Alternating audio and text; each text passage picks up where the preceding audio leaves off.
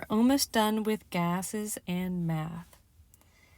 So up here, when we were introducing the idea of partial pressure, we talked about how you can add the three partials together to get the total pressure. And that's what we did several times on this page. We determined each partial pressure using PV equals nRT, and we added them together to get the total pressure. Then the other thing we talked about on this page is that you can also use individual moles, figure out the fraction of the total, and multiply it times the pressure to get the partial pressure. So for example, here's mole fraction, and there's the total pressure in that green container, and then we can figure out the partial pressure. So we're going to do a few problems like that. Key thing to note is that mole fraction is represented with an X, total pressure has a T, and then whichever gas you're talking about would have like an A or a B or whatever the name or type of gas that was in there, it would have its symbol down there. So if you have this information in this, you could solve for him. Or if you have this information in this, you can solve for this one. Hopefully you're seeing this. Or you can solve for the total pressure if we have those two. So let's rearrange our equation and see what we can figure out here. So part one, and there is a little bit of a typo right there. So what is the mole fraction of each gas in a mixture of gases? They've got our containers, they're all in the same container. So we have each gas's partial pressure. So there's a partial pressure, there's a partial pressure, and there's a partial pressure. So this part isn't quite new yet. There's two parts to it. So first of all, we're going to have to figure out some extra piece of information. What they want us to determine is the mole fraction. So there's two ways to do it. You can either have the individual mole amounts, which we don't have, or you can have pressure information. So we're trying to solve for this, and they're giving us individual pressure information.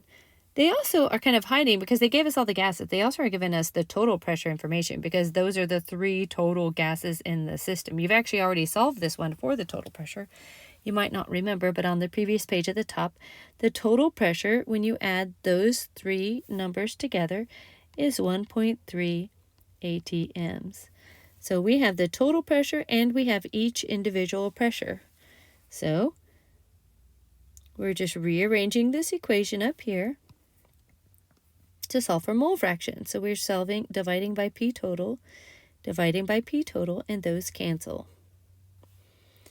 So oxygen's mole fraction, there's the partial amount of oxygen, here's the total amount, and that would be considered a mole fraction. Notice it has no units.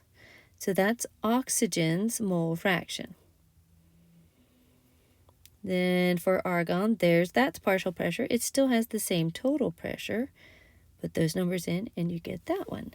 So you're going to want to solve for neon.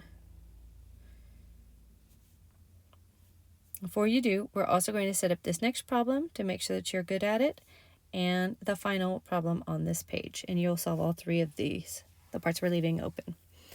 So in this case, it says determine the mole fraction given moles and moles. So this is different information. Up here, you were given ATMs.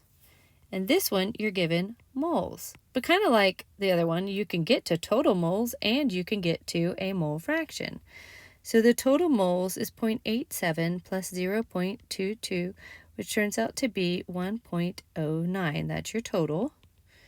To get a mole fraction, it's just each over the whole.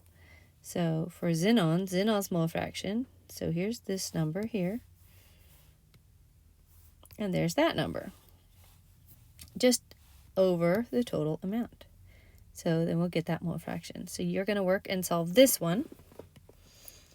And then lastly, at STP, what is the partial pressure exerted by that many moles of this and that many moles of chlorine?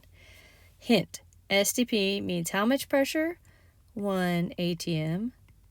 So STP, that's the total pressure.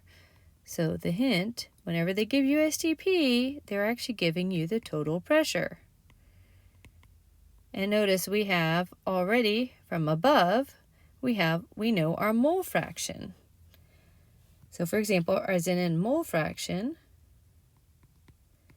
is, that's not an X by the way, that's a chi. We call it chi. But it's determined to be 0.79. So to get our partial pressure, remember the equation at the top. Here's our partial pressure. So we're just rearranging this equation a few different ways. We just multiply chi times our total. So here's our chi, there's our total, and that gives us the partial pressure. So go ahead and solve P of Cl2.